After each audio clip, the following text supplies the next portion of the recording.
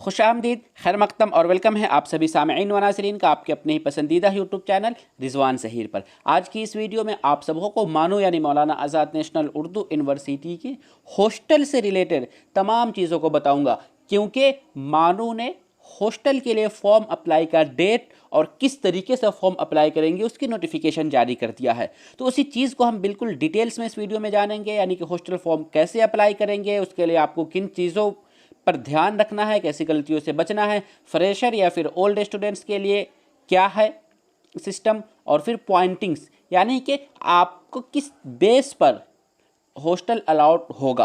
तो उन चीज़ों को हम बिल्कुल डिटेल से जानेंगे इस वीडियो में, और हॉस्टल से रिलेटेड जो भी चीज़ें हैं, हॉस्टल की फ़ी वगैरह, हॉस्टल के रूल रेगुलेशन या हॉस्टल के लिए सीट वगैरह, उन सारी चीज़ों को इस वीडियो में हम बात जानेंगे। तो चलिए हम बिला ताख़ीर शुरू करते हैं। लेकिन उससे पहले एक रिक्वेस्ट है कि अगर अभी तक आपने रिजवान ज़हीर यूट्यूब चैनल को सब्सक्राइब नहीं किया है तो सब्सक्राइब ज़रूर कर लें, और साथ में आपको बेल आइकन दिख रहा होगा उस पर क्लिक कर दें, ताकि हमारी जब भी कोई नई वीडियो आए तो उसकी अपडेट सबसे पहले मिल जाए और आप किसी भी गलती से चूक ना पाएँ। तो चलिए शुरू करते हैं। सबसे पहले इस वीडियो में हम जान रहे हैं हॉस्टल फ़ी के बारे में। तो हॉस्टल फ़ी में आप दो चीज़ समझ लीजिए। पहली चीज़ ये कि आपका जो यहाँ देख रहे हैं 3800 रुपये फ़ी, ये फ़ी आपको जब हॉस्टल अलॉट होगा तो उसी टाइम देना होगा। ये पूरे हॉस्टल का 3800 रुपये फ़ी है एक साल के लिए, 1 ईयर के लिए। तो उसमें ये हॉस्टल एकोमोडेशन या हॉस्टल मेंटेनेंस या गेस्ट चार्ज शामिल है। उसके अलावा आपको जब हॉस्टल अलॉट होगा तो उसी टाइम 4100 रुपये और भी पे करना होगा। वो पैसा काहे का होगा? तो उसमें से यहाँ पर हम देख रहे हैं 2000 रुपये एडवांस मेस फ़ी, यानी जिस महीने से, जिस मंथ से मेस स्टार्ट होगा उस महीने के लिए वो एडवांस 2000 रुपये है। साथ ही आपको 1500 रुपये और एडवांस लिया जाएगा, वो आपका ईयर के एंड में एडजस्ट किया जाएगा। मीन्स कि आपका सेशन अगर 2022 मई या जून में एंड हो रहा है तो 2021 यदि एक ईयर के एंड में, एक सेशन के एंड में, तो एक उस टाइम में ये आपका जो एडवांस था उसे मैनेज किया जाएगा। और साथ ही आपको कुछ और भी एक्स्ट्रा चार्जेस वगैरह है न्यूज़पेपर या मैगजीन्स वगैरह के, तो उन टोटल को मिला के ये 4100 रुपये।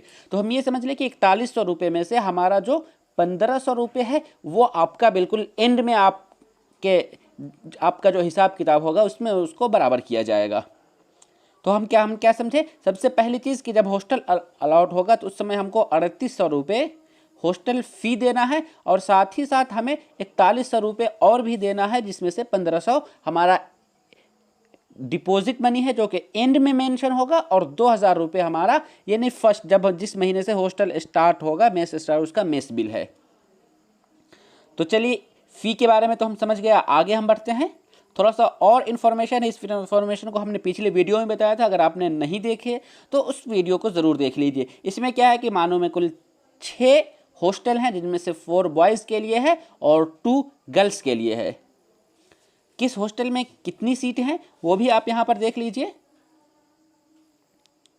कि बॉयज़ हॉस्टल 1 2007 में इस्टेब्लिश हुआ था और उसमें 180 सीट है। बॉयज़ हॉस्टल 2 2010 में बना था और उसमें 480 सीट है। 3 2015 में बना था और उसमें 274 सीट है। और हॉस्टल 4 जो है वो भी 2015 में ही बना, और ये डेटा 200 कैपेसिटी है उस हॉस्टल में भी। तो एक चीज़, थोड़ा आप डेटा जो मैं बता रहा हूँ वो डेटा बिल्कुल मैं एकदम से एग्जैक्ट नहीं आपको कह पाऊँगा, क्योंकि मैं ये ओल्ड इन्फॉर्मेशन में ये डेटा दिया गया हुआ था।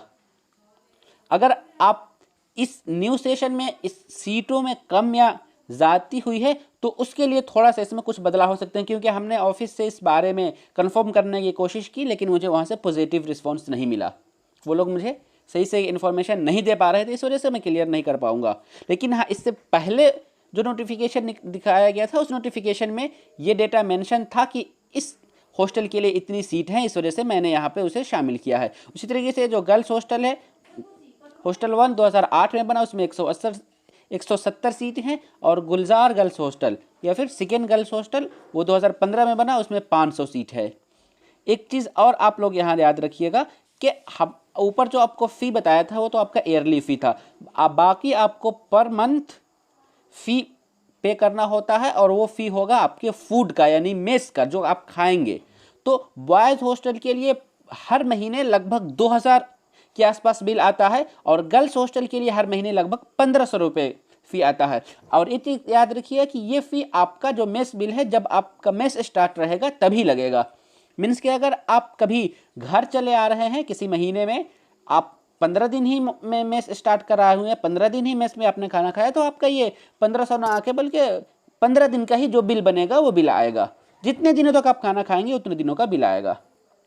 तो वो जनरली बॉयज़ के लिए 2000 और गर्ल्स के लिए 1500 रुपये के आसपास आता है। और थोड़ा सा कुछ और इन्फॉर्मेशंस है। जनरली जो है एक रूम में 3 लोग रहते हैं, बॉयज़ या गर्ल्स दोनों में ही। हाँ, एक हॉस्टल ऐसा है जिसमें 3 नहीं 4 लोग भी शेयर करते हैं, लेकिन जनरली जो कॉमनली जो रूम्स हैं मानो के, उनमें एक रूम में 3 स्टूडेंट शेयर करते हैं। उन स्टूडेंट्स को फैसिलिटीज़ क्या होती है, सभी के लिए एक इंडिविजुअल अलमीरा होता है और इंडिविजुअल स्टडी टेबल और चेयर होता है। चलिए, उसके बाद यहाँ कुछ डिटेल्स हैं, वो डिटेल्स आप देख लीजिए क्या सब दिया हुआ है। जिस तरह से प्यूरिफाइड वाटर आपको मिल रहा है, वो भी वो कूल होगा। वाईफाई फैसिलिटीज़ सभी हॉस्टल में है, यानी बॉयज़ हो या गर्ल्स हो या मानो कि ऑल कैंपस, पूरे कैंपस में वाईफाई फैसिलिटीज़ है, कहीं भी रहेंगे तो आपका वो कनेक्ट होगा। अब हम आगे बढ़ते हैं। ये पॉइंट थोड़ा सा आप बाद में समझेंगे, लेकिन फिर भी मैं बता दे रहा हूँ कि जो हॉस्टल अलाउड होता है तो उसके लिए आपको किस चीज़ के लिए कितने पॉइंट्स दिए जाते हैं, तो इस बारे में भी हमने जो प्रोस्ट हैं उनसे बात करने की, उनको कॉन्टेक्ट करने की कोशिश की, लेकिन वो मुझे ज़्यादा इन्फॉर्मेशंस नहीं दिए। इस वजह से जो इन्फॉर्मेशंस मुझे मिल पाया सिर्फ उसी चीज़ को, यानी कि परसेंटेज के बेस पर आपको लास्ट ईयर में जिस कोर्स में जो परसेंटेज जो होगा उसके अकॉर्डिंग आपको उसका पॉइंट दिया जाएगा। मीन्स अगर आपका 80% से ज़्यादा है तो 40 पॉइंट मिलेगा, 71 से 80 के बीच में 35 मिलेगा, 60 से 70 के बीच में 30 मिलेगा, 50 से 59 के बीच में 25 मिलेगा और 49 से नीचे अगर आपका परसेंटेज आ रहा है तो फिर आपको 20 पॉइंट ही मिलेगा। उसी तरीके से डिस्टेंस का, अगर आप 1500 किलोमीटर से ज़्यादा डिस्टेंस से हैं मानो यानी मेन कैंपस हैदराबाद से, तो फिर आपको 5 पॉइंट मिलेगा। अगर आप 1000 से 1500 के बीच में है तो 3 पॉइंट, या फिर 50 से 1000 के बीच में तो या फिर 2 पॉइंट्स। इसी तरीके से इसमें कुछ पॉइंट्स और भी दिए जाते हैं, जैसे कि ऑर्फन चाइल्ड का, या फिर चाइल्ड ऑफ विडो, या अगर आप बीपीएल से हैं तो उन चीज़ों को हम आगे डिस्कस करेंगे, तो उन चीज़ों के लिए भी अलग से कुछ पॉइंट्स दिए जाते हैं। लेकिन हम जो सबसे असल चीज़ इस वीडियो में जानना है तो वो कि ये 30 अक्टूबर को नोटिफिकेशन जारी किया गया और ये हॉस्टल फॉर्म अप्लाई से रिगार्डिंग पूरे इंस्ट्रक्शंस हैं। और इसी में आपको ये जो लिंक देख रहे हैं, ये लिंक दिया गया, इस लिंक पर क्लिक करके आप हॉस्टल फॉर्म अप्लाई कर सकते हैं। ये गूगल ड्राइव का लिंक है, बिल्कुल अथेंटिक है, ये ऑफिशियली है क्योंकि नोटिफिकेशन ऑफिशियली जारी किया गया है। इसमें बहुत सारे इंस्ट्रक्शन है, उन इंस्ट्रक्शंस को देख लीजिएगा। फिर उसी तरीके से यहाँ जो आप सब चीज़ें देख रहे हैं कि दिया गया हुआ है कि किस तरीके से फॉर्म अप्लाई करेंगे, किन चीज़ों का ध्यान रखना है, तो हम यहाँ पर फॉर्म अप्लाई करते हैं तो सारी चीज़ें आती जाएंगी, तो मैं उन्हें बताता चला जाऊँगा कि आखिर वो क्या था। तो चलिए हम यहाँ पर लिंक पर क्लिक करते हैं, और इस लिंक को मैं नीचे डिस्क्रिप्शन बॉक्स में भी दे दूँगा ताकि आप इस पर क्लिक करके फॉर्म अप्लाई कर पाएंगे।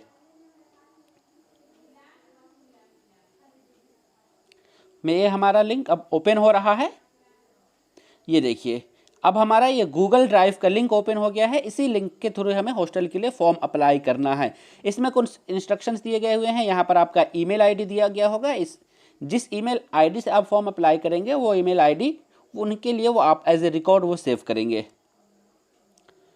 सबसे पहले यहाँ जो हमें इंफॉर्मेशन ऐड करना है, जो हमने डेटा देना है, सबसे पहले ईमेल आईडी। तो यहाँ आप क्लिक करके अपना ईमेल आईडी दे देंगे। मैं यहाँ पर अपना ईमेल आईडी दे देता हूँ। उसके बाद फिर नीचे आएंगे तो ये कुछ इंस्ट्रक्शन है, यानी कि ये लिंक उसी का है जो नोटिफिकेशन मैं पहले आपको दिखा रहा था, उस पर क्लिक करेंगे तो वो नोटिफिकेशन आप डाउनलोड कर लेंगे। फिर उसके बाद अब आपको यहाँ स्टूडेंट्स नेम डालना है।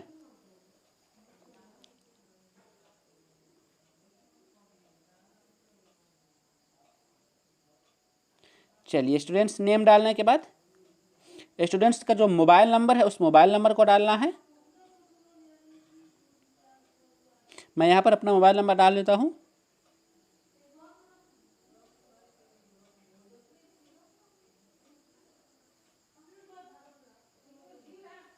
फिर उसके बाद अपना फादर्स नेम, जो आपके फादर्स का नेम है वो आप नाम डाल देंगे।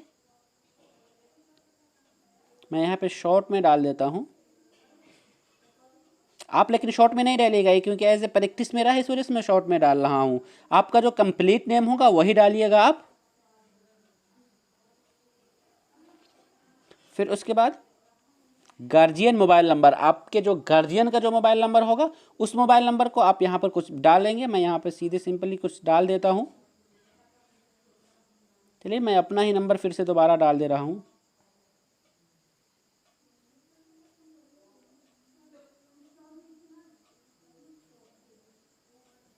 फिर उसके बाद मदर्स नेम, आपको अपना मदर्स नेम एंटर करना है। वो क्या होगा,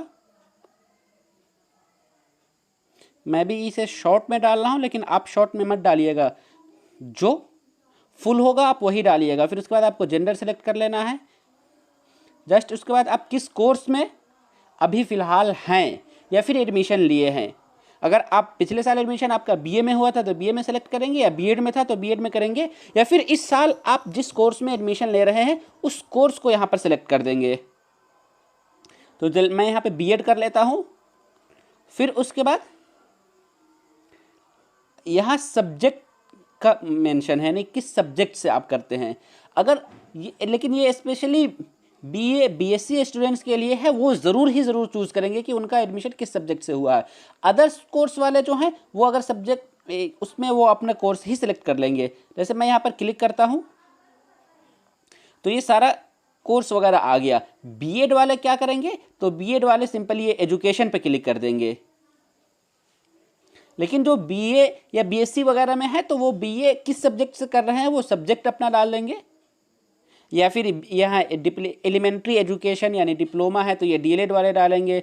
इलेक्ट्रिकल एंड इलेक्ट्रॉनिक्स डिप्लोमा ये वो पॉलिटेक्निक वाले एंटर करेंगे। इंग्लिश हिंदी या हिस्ट्री वगैरह जो है ये बीए वाले डालेंगे। तो आपका जो सब्जेक्ट है उस सब्जेक्ट से अपना यहाँ पे डाल देंगे। अगर सब्जेक्ट नहीं है तो ब्रांच ही अपना डाल देंगे। जैसे मैं यहाँ पर बीएड का, क्योंकि वो सब्जेक्ट नहीं है तो आप यहाँ पर एजुकेशन ही एंटर करेंगे। क्या, एजुकेशन। अब फिर आएगा आपका स्कूल, कौन सा आप स्कूल में यानी किस ब्रांच आप एडमिशन ले रहे हैं, किस फैकल्टी में। तो यहाँ फैकल्टी आपको बाज़ जगह इसे फैकल्टी कहते हैं, बाज़ जगह इसे स्कूल भी कहा जाता है। तो यहाँ स्कूल लिखा हुआ है तो आप सोशल साइंस अगर बीए में एडमिशन ले रहे हैं किसी भी सब्जेक्ट से, यानी उर्दू, अरबी, इकोनॉमिक्स वगैरह से, तो आप इकोनॉमिक्स नहीं आएगा इसमें, स्कूल ऑफ आर्ट्स से करेंगे। अगर आप कॉमर्स वाले आ जाएंगे इसमें, अगर आप कॉमर्स बीकॉम कर रहे हैं या फिर एमबीए वगैरह कर रहे हैं तो कॉमर्स पे क्लिक करेंगे। या फिर इस school of education and training, BEd वाले जो भी है या बीएड, डीएलएड, एमएड या पीएचडी इन एजुकेशन, वो लोग school of education and training को सिलेक्ट करेंगे। उससे जैसे लैंग्वेज में है कर रहे हैं, कोई उर्दू, हिंदी, अरबी से कर रहा है तो वो करेंगे मास कम्युनिकेशन वाले, या फिर साइंस या टेक्नोलॉजी। जो आपका स्कूल है यानी जिस ब्रांच में आप एडमिशन ले रहे हैं वो उसे सेलेक्ट कर लेंगे। तो मैं यहाँ पर क्योंकि बीएड सेलेक्ट किया था इस वजह से school of education and training को ले लिया। फिर उसके बाद इनरोलमेंट नंबर, इनरोलमेंट नंबर में एक लोचा आ रहा है कि यानी जो ओल्ड स्टूडेंट हैं उनका, तो ओल्ड स्टूडेंट का तो इनरोलमेंट नंबर मिला हुआ है तो वो अपना फिल कर देंगे। जो आपका स्टार्ट होगा ए से ए, और आप जिस ईयर में होगा, अगर आप 2019 में एडमिशन लिए थे तो A9 से होगा, अगर आप 20 में एडमिशन ले रहे हैं तो ये फिर B20 से स्टार्ट होगा। इस तरीके से इसके आगे जो होगा वो आप उसे डाल देंगे।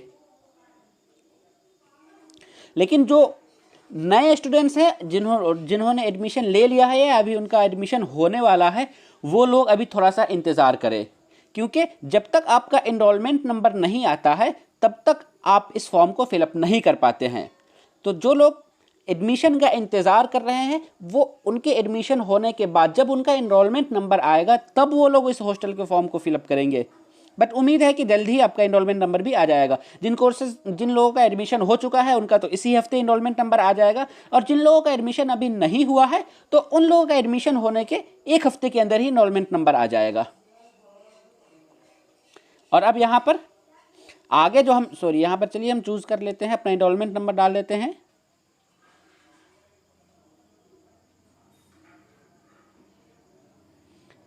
फिर उसके बाद हम यहाँ पे सेमेस्टर मेंशन करना है कि आप किस सेमेस्टर में हैं। तो जो फ्रेशर स्टूडेंट्स हैं, फर्स्ट टाइम एडमिशन अभी ले रहे हैं, वो 1 चूज़ करेंगे, 1 लिखेंगे, या जो सेकेंड ईयर में है वो उनका 3rd सेमेस्टर होगा, या फिर जो 3rd ईयर में है उनका 5th सेमेस्टर होगा, या जो 4th सेमेस्टर में है वो लोग 7th चूज़ करेंगे। यानी कि 1 3 5 इसी आपका सेमेस्टर, यही कोई आपका ऑड नंबर ही सेमेस्टर होगा। तो हम यहाँ पर अगर फ्रेशर हैं तो 1 कर लेते हैं फर्स्ट सेमेस्टर। फिर उसके बाद आप यहाँ पर आपको परसेंटेज ऑफ क्वालिफाइंग मार्क्स, एक चीज़ आप यहाँ पर याद रखिएगा, यहाँ पर आप ये फ्रेशर लिखा गया हुआ है कि जो लोग फ्रेशर स्टूडेंट्स हैं, फर्स्ट टाइम मानो में एडमिशन ले रहे हैं, यानी किसी न्यू कोर्स में एडमिशन ले रहे हैं, उनमें सभी फ्रेशर आ जाएंगे। ऐसा नहीं कि जो फर्स्ट टाइम मानो में आ रहा है वही आएगा। मीन्स के कोई मानो से बीए करने के बाद ही मानो में फिर एमए कर रहा है, तो वो भी एमए में न्यू एडमिशन ले रहा है, इस वजह से वो फ्रेशर ही माना जाएगा। यानी एक कोर्स करने के बाद आप दूसरे किसी कोर्स में लेंगे या पहली मर्तबा किसी नए कोर्स में एडमिशन, अगर आपका नए कोर्स में एडमिशन हो रहा है तो फिर आप फ्रेशर कहलाएंगे। तो यहाँ आपको पिछले एग्जाम में जो मार्क्स आया था उस मार्क्स को यहाँ पर एंटर कर देना है। यानी आप बीए करके एमए में एडमिशन लेने आए हैं तो आपको बीए का परसेंटेज यहाँ पे डालना होगा, या फिर अगर आप बीए बीएससी करके या जो बीकॉम करके अगर आप बीएड में एडमिशन ले रहे हैं तो फिर आपको यहाँ पर बीए बीकॉम या फिर बीएससी का डालना पड़ेगा। अगर आप एमए करके मास्टर डिग्री करने के बाद आप एडमिशन लेने आए हैं मानो में किसी कोर्स में भी, तो फिर आपको मास्टर डिग्री का यानी पोस्ट ग्रेजुएशन डिग्री वाला परसेंटेज ही यहाँ पर डालना है। मैं यहाँ पर सिंपली डाल लेता हूँ एक 75 जनरली है।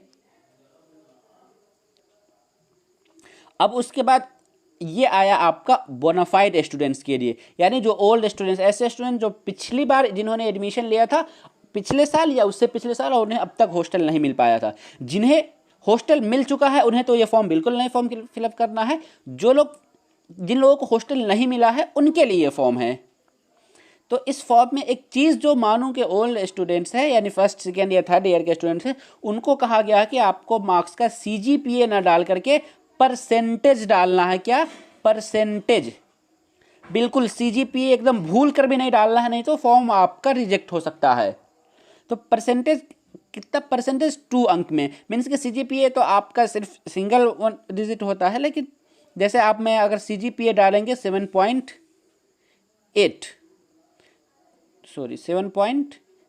तो ये एक्सेप्ट नहीं करेगा। देखिए, क्योंकि ये CGPA आ रहा है तो और CGPA एक्सेप्ट नहीं करेगा। यहाँ पर आपको कहा गया है कि परसेंटेज डालना है, जैसे 60 65 85 वगैरह CGPA।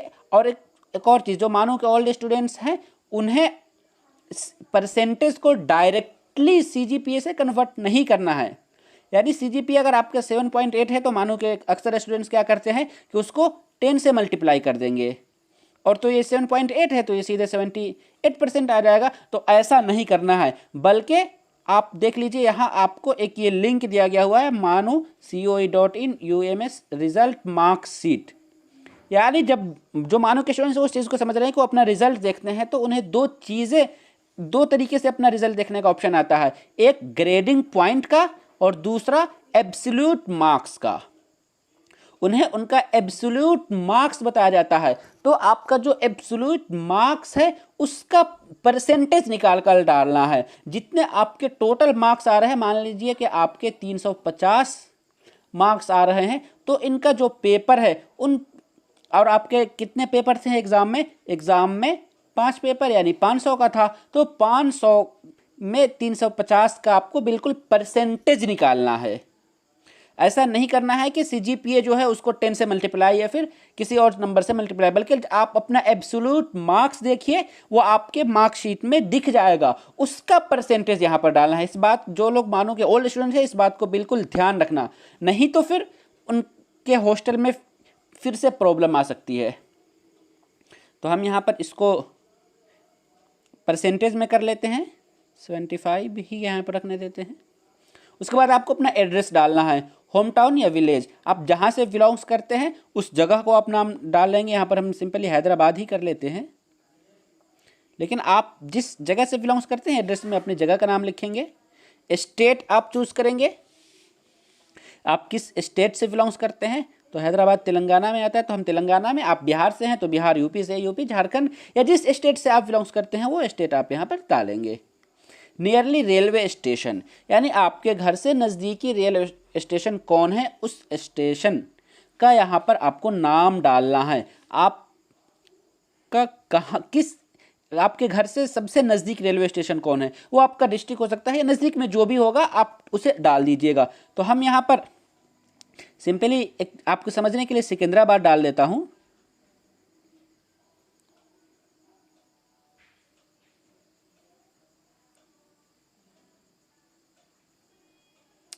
सिकंदराबाद,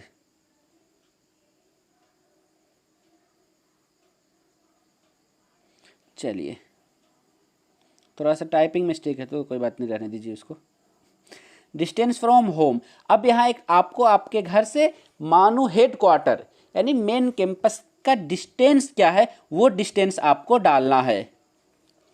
तो आज वो आप सिंपली अपना गूगल कर सकते हैं, यानी गूगल पे जाइए और आप कर जो लोकेशन है उस लोकेशन से सर्च कीजिए मानो यानी मौलाना आज़ाद नेशनल उर्दू यूनिवर्सिटी हैदराबाद, तो वो डिस्टेंस आपको दिखा देगा। या फिर आप जो टिकट कटाते हैं हैदराबाद आने के लिए, रेलवे का टिकट, ट्रेन का टिकट अपने घर से, तो आपके टिकट पे भी वो डिस्टेंस लिखा होता है कि कितनी डिस्टेंस आपके घर से हैदराबाद के हैदराबाद के जिस स्टेशन के लिए टिकट कटाया है उस टिकट का। तो लगभग राउंड फिगर में आप डाल दीजिए, अगर आपका 1100 किलोमीटर दूर घर पड़ रहा है हैदराबाद से तो आप 1100, आप सिंपली इसे गूगल से भी निकाल सकते हैं। हम यहाँ पर इसे 1200 डाल लेता हूँ, आपका जितना भी आएगा आप उसे उतना डाल लीजिएगा। फिर उसके बाद एक ये ऑप्शन सिर्फ और सिर्फ, ये सभी के लिए ऑप्शन ज़रूरी नहीं है, बल्कि सिर्फ ऐसे स्टूडेंट्स जो एमए हिंदी या इंग्लिश से मानो में एडमिशन लिए उनके लिए। तो वैसे स्टूडेंट्स जो मानो में एमए के लिए एडमिशन लिया और उनका सब्जेक्ट हिंदी या इंग्लिश है, तो उन्होंने उर्दू पढ़ा है या नहीं। अगर उर्दू पढ़ा है तो यस करेंगे, अगर उर्दू नहीं पढ़ा है तो नो करेंगे।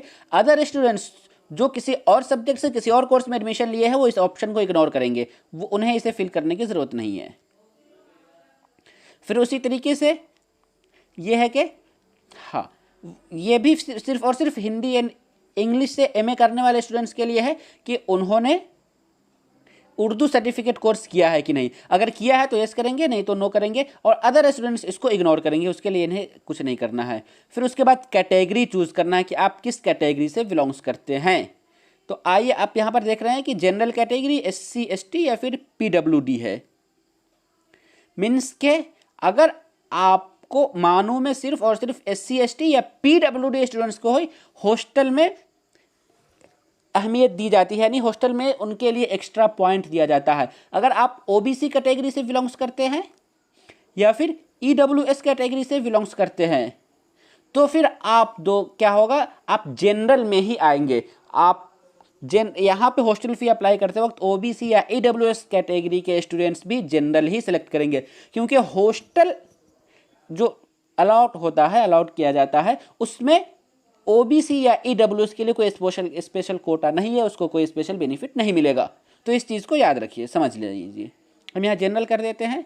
फिर उसके बाद हाँ, अगर आप जनरल हैं तब तो फिर आपको कोई बात ही नहीं है, कोई डॉक्यूमेंट ही अपलोड नहीं करनी है। या फिर OBC या EWS से भी बिलोंग्स करते हैं तो आप यहाँ जनरल सेलेक्ट किए हैं तो भी आपको कोई डॉक्यूमेंट अपलोड नहीं करना है। लेकिन अगर आप SC ST या PWD से वहाँ सेलेक्ट करते हैं तो आपको उसका डॉक्यूमेंट यहाँ पर अपलोड करना होगा। आप यहाँ पर ऐड फाइल पर क्लिक करेंगे। आपके मोबाइल डिवाइस में, अगर सिस्टम से कर रहे हैं तो सिस्टम पे, या मोबाइल से कर रहे हैं तो मोबाइल में जो भी फोल्डर होगा वो सारा फोल्डर ओपन हो जाएगा। उनमें से आप किसी एक को सेलेक्ट करके यहाँ पर अपलोड कर देंगे। अब उसके बाद हम थोड़ा आगे बढ़ते हैं। चलिए यहाँ पर हमारा ये अपलोडेड फाइल या माई ड्राइव या फिर प्रीवियसली सिलेक्टेड वो सारी चीज़ें क्वेश्चन हो रही है। Select file from your device पर क्लिक करके हम अपने मोबाइल से कुछ भी कोई भी डॉक्यूमेंट हमें अपलोड करना है वो यहाँ से चूज़ करके डाल लेंगे। एक्चुअली हमने जनरल सेलेक्ट किया था तो हमें कोई डॉक्यूमेंट अपलोड नहीं करना है, इस वजह से हम यहाँ इसे बैक करते हैं।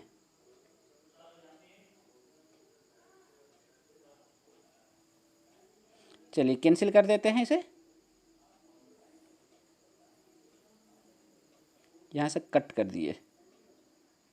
थोड़ा सा नेटवर्क इशू है, नेटवर्क स्लो है, इस वजह से मेरा स्लो काम कर रहा है बट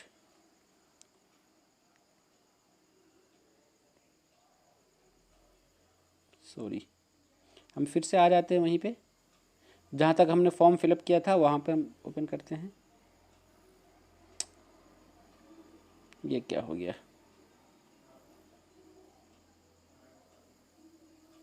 ओके, हाँ ठीक।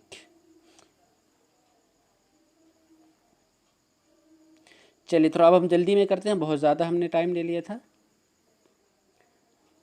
हाँ, डिस्टेंस वगैरह ये सारी चीज़ें सेलेक्ट कर देनी है। उसके बाद आप जिस कैटेगरी से बिलोंग्स करते हैं उस कैटेगरी का सर्टिफिकेट आपको डाल देना है। अगर आप स्पेशल कैटेगरी से आते हैं, मीन्स के स्पेशल कैटेगरी में क्या आ जाएगा, BPL, orphan child, child of window, या फिर बीपीएल प्लस ऑर्फन, आप जिससे बिलोंग्स करते हैं मीन्स बीपीएल।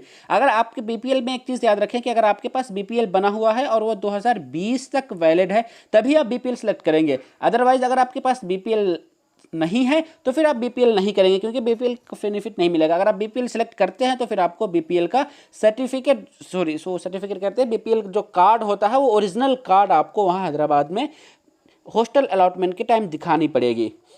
तो अब यहाँ एक प्रॉब्लम ये आता है कि बिहार के जो मोस्टली स्टूडेंट्स हैं, बिहार में अब बीपीएल बनना बंद हो गया है, तो उन्हें क्या होगा? तो यहाँ पर इसके लिए बेनिफिट ये दिया गया है कि बीपीएल कार्ड आपके पास नहीं है तो आप बीपीएल का फ़ायदा इस सूरत में, इस हाल में उठा सकते हैं कि अगर आप 27,000 से कम का आपके पास इनकम हो या 27,000 तक का इनकम सर्टिफिकेट आप दिखाते हैं तो फिर आप बीपीएल का बेनिफिट आपको मिल जाएगा। या फिर आप पास आयुष्मान भारत जो मेडिकल कार्ड बनता है आयुष्मान भारत का, वो अगर आप शो करते हैं आपके पेरेंट्स से तो फिर आपको उसका बेनिफिट मिल जाएगा। या फिर उसी तरीके से इंदिरा आवास, या फिर जिसे आप प्रधानमंत्री ग्रामीण आवास भी आप बोलते हैं, अगर वो आपके पेरेंट्स, वालिद या वालिदैन के नाम से किसी को मिला हुआ हो इंदिरा आवास, तो भी आप बीपीएल उसके बिना पर आप बीपीएल कैटेगरी में आ सकते हैं, आप बीपीएल का बेनिफिट ले सकते हैं।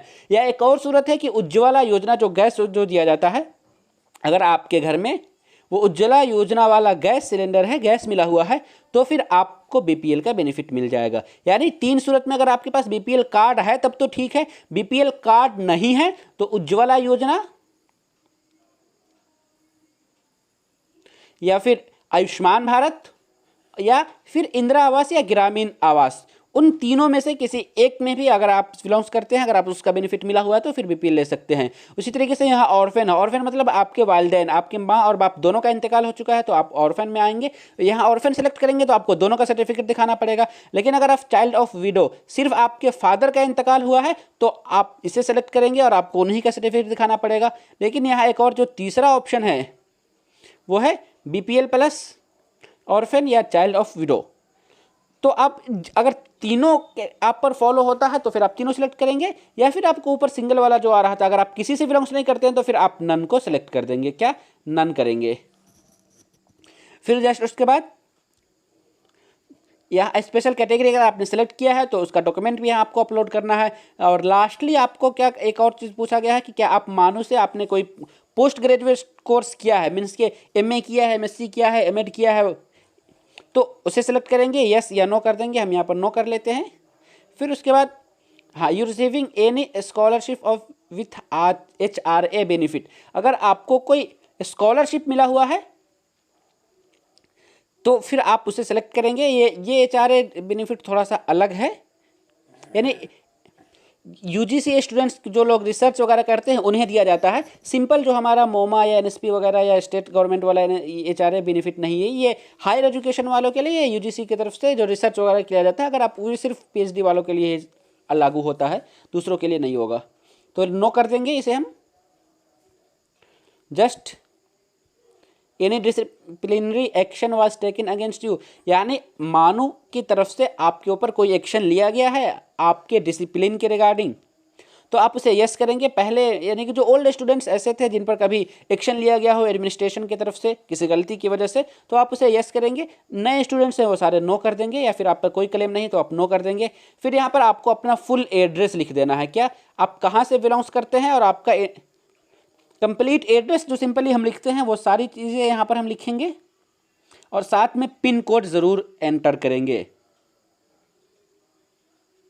हमने यहाँ पे हैदराबाद का ही इंटर कोड पिन कोड डाल दिया है। और लास्टली आप इन चीज़ों को जो आपने फिल किया उनसे एग्री है तो एग्री पर क्लिक करेंगे। एग्री पर जैसे ही क्लिक करेंगे आपको यहाँ सबमिट का नीचे ऑप्शन आ जाएगा, आप इस पर क्लिक करके सबमिट कर देंगे। अगर आपने सभी कॉलम को फिल किया है जो ज़रूरी था तो आपका सबमिट होगा। जैसे ही आप फाइनल सबमिट करेंगे तो फिर आपके पास इस तरीके का ये बनकर आ जाएगा, ये पेज आ जाएगा। मीन्स के यहाँ लिखा हुआ है your response has been recorded, आपका जो रिस्पॉन्स था वो रिकॉर्ड हो चुका, यानी आपका सक्सेस हो चुका। लेकिन एक चीज़ और यहाँ देखिएगा, एडिट योर रिस्पॉन्स, एडिट करने का आपको टाइम दे। मीन्स कि अगर आप कोई इन्फॉर्मेशन गलत डाल देते हैं या बाय मिस्टेक कोई गलती कर देते हैं तो उसको आप एडिट कर सकते हैं। लेकिन ये एडिट आप कब तक कर पाएंगे, जब तक फॉर्म फिलअप का लास्ट डेट है। हॉस्टल के लिए फॉर्म अप्लाई का लास्ट डेट कब है, 10 नवंबर तक। तो 10 नवंबर से पहले या फिर अगर डेट बढ़ेगा तो उसके बाद भी, लेकिन अभी फ़िलहाल जो डेट बताया गया है तो 10 नवंबर से पहले आप जितनी बार चाहें इसे चेंज कर सकते हैं, यानी कोई इन्फॉर्मेशन उसे आप एडिट कर सकते हैं। तो आप फिर एडिट कैसे करेंगे, जैसे एडिट योर रिस्पॉन्स पे क्लिक करेंगे, फिर से आपके पास ये पेज ओपन हो जाएगा और आप यहाँ पर चेक कर लीजिएगा कि हाँ आपने जो सारी चीज़ें फॉर्म फिलअप की थी वो सारी चीज़ें सही हैं या कुछ गलत है। अगर गलत है तो उसको रिमूव करके उसे अपडेट करके सही कर लीजिएगा। अगर सही है तो सब कुछ ठीक है, फिर से आप यहाँ सबमिट कर दीजिएगा, वो आपका सबमिट हो जाएगा। बस हॉस्टल के लिए यही कंप्लीट प्रोसेस था। अगर किसी तरह का कोई डाउट हो, कोई कन्फ्यूज़न हो तो आप हमें नीचे कमेंट बॉक्स में पूछ सकते हैं, या फिर उसी तरीके से हॉस्टल के लिए यहाँ आपको एक कॉन्टैक्ट नंबर दिया गया हुआ है, उस कॉन्टैक्ट नंबर पर भी आप अपने डाउट्स क्लियर कर सकते हैं। जैसे आइए मैं आपको यहाँ बताता हूँ कि अगर आपको हॉस्टल के रिगार्डिंग कोई भी इंफॉर्मेशन चाहिए, कोई भी कन्फ्यूजन्स हैं, तो यहाँ आपको मोबाइल नंबर दिया गया हुआ है। ये मोबाइल नंबर आपके नोटिफिकेशन में दिया गया हुआ है। तो इस मोबाइल नंबर पर आप कभी भी कांटेक्ट करके हॉस्टल के रिगार्डिंग अपने कोई भी कन्फ्यूज़न, किसी तरीके का कोई भी इंफॉर्मेशन हो तो आप डायरेक्टली पूछ सकते हैं। व्हाट्सएप भी इस पर नंबर पर अवेलेबल है, आप व्हाट्सएप भी कर सकते हैं। तो चलिए, ये बिल्कुल ऑफिशियल नंबर है और यहाँ आपको ये इस नोटिफिकेशन में दिया गया हुआ है। उसी तरीके से अगर आप मेल करना चाहें तो मेल भी कर सकते हैं, मेल पर भी आपको रिस्पांस मिलेगा। तो चलिए, इस वीडियो में आज हमें दीजिए इजाज़त, फिर मिलेंगे हम आप सबों से इसी तरीके की अगली वीडियो में। तब तक के लिए शुक्रिया, अल्लाह हाफिज़।